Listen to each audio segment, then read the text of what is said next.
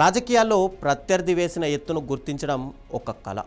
ఆ ఎత్తులో పడకుండా బయటపడడం అంతకంటే పెద్ద కళ. ఇటీవల పార్టీ నేతలకు వైసీపీ ట్రాప్లో పడొద్దు అని టెలికాన్ఫరెన్స్లో సూచించిన ముఖ్యమంత్రి చంద్రబాబు నాయుడు ఇప్పుడు అదే ట్రాప్లో తానే చిక్కుకున్నారు అనే ఒక చర్చ రాజకీయ వర్గాల్లో సాగుతోంది. బోండా ఉమా వ్యవహారం, ముద్రగడ పద్మనాభం సంస్మరణ సభ, కాపు సంఘాల ఆగ్రహం ఇవన్నీ కలిపి ఇప్పుడు టీడీపీకి కొత్త రాజకీయ చిక్కులు తెచ్చిపెట్టాయా? ఇదే ఇప్పుడు ఆసక్తికర చర్చగా సాగుతోంది.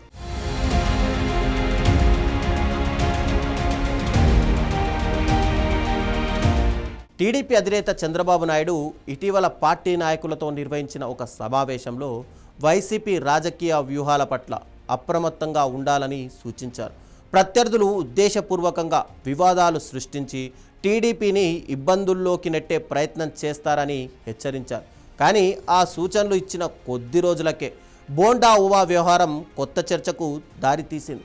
గుంటూరులో కాపు సంఘాల ఆధ్వర్యంలో ముద్రగడ పద్మనాభం సంస్మరణ సభ జరిగింది. ఈ కార్యక్రమానికి రాజకీయ పార్టీలకు అతీతంగా పలువురు కాపు నాయకులు హాజరయ్యారు.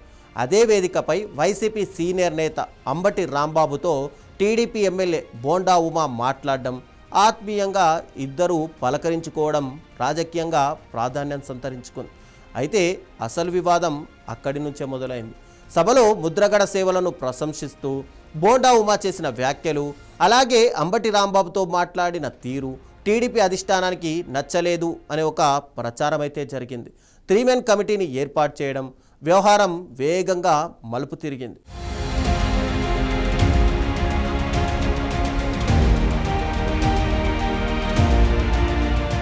అయితే ఇదే నిర్ణయం ఇప్పుడు టీడీపీకి రాజకీయంగా ఇబ్బందిగా మారుతోంది అనే ఒక అభిప్రాయం వ్యక్తమవుతోంది. కాపు రిజర్వేషన్ పోరాట సమితి సహా పలు కాపు సంఘాలు తీవ్రంగా స్పందించాయి.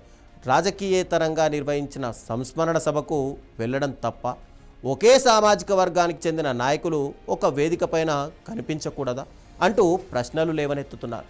రాష్ట్రంలో తమకు కనీస గౌరవం కూడా లేదా అన్న ఆవేదన సైతం వాళ్ళు వ్యక్తం చేస్తున్నారు.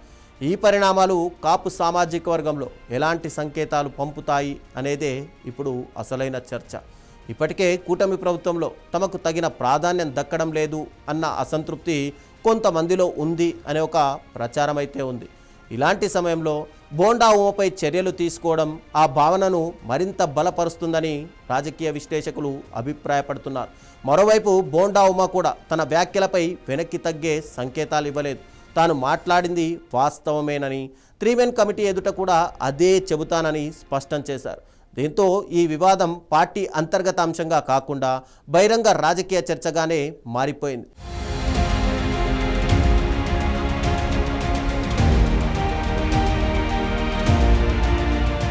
ఇక్కడ మరో ఆసక్తికర అంశాన్ని రాజకీయ వర్గాలు ప్రస్తావిస్తున్నాయి. బోండా ఉమాతో అంబటి రాంబాబు మాట్లాడారని వైసీపీలో ఎలాంటి చర్యలు కనిపించలేదు. అలాగే ముద్రగడ సంస్మరణ సభకు హాజరైన వారిపై జనసేన కూడా బహిరంగ అభ్యంతరాలు ఇప్పటి వరకు వ్యక్తం చేయలేదు. కానీ టీడీపీ మాత్రం దీనిని క్రమశిక్షణ అంశంగా చూడడమే ఇప్పుడు అనేక ప్రశ్నలకు కారణమవుతుందని తెలుస్తోంది.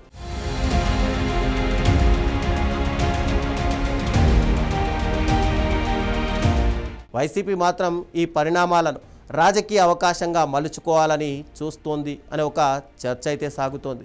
టీడీపీ నిర్ణయాల వల్ల కాపు వర్గంలో అసంతృప్తి పెరిగితే అది తమకు రాజకీయంగా లాభిస్తుంది అనే ఒక లెక్కలు వేస్తోందని విశ్లేషకులు చెబుతున్నారు.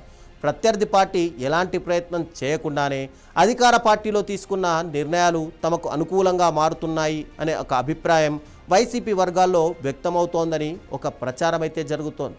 అయితే టీడీపీ వర్గాలు మాత్రం మరో వాదన వినిపిస్తున్నాయి. పార్టీ క్రమశిక్షణ విషయంలో ఎవరిపైనా రాజీ ఉండదని, రాజకీయ సందేశాల విషయంలో ఎమ్మెల్యేలు మరింత జాగ్రత్తగా ఉండాలని అధిష్టానం భావిస్తోంది. వ్యక్తిగత సంబంధాలు వేరు, పార్టీ రాజకీయ వైఖరి వేరు అన్న దృక్పథంతోనే చర్యలు తీసుకున్నామని టీడీపీ పెద్దలు అంటున్నారు.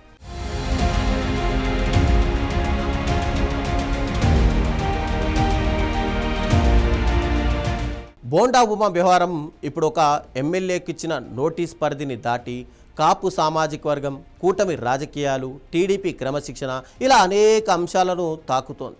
ఈ వివాదం ఇక్కడితో ముగుస్తుందా లేక మరింత రాజకీయంగా విస్తరిస్తుందా అన్నది రానున్న రోజుల్లో తేలనుంది. అయితే ఒక విషయం మాత్రం స్పష్టంగా కనిపిస్తోంది. ప్రత్యర్థి వ్యూహాల పట్ల అప్రమత్తంగా ఉండాలని చెప్పిన ఈ సమయంలోనే తీసుకున్న నిర్ణయాలు ఎలాంటి రాజకీయ సందేశాన్ని పంపుతున్నాయి అన్నది టీడీపీ అధిష్టానం కూడా ఆలోచించాల్సిన పరిస్థితి ఏర్పడింది అనే ఒక చర్చ రాజకీయ వర్గాల్లో వినిపిస్తోంది.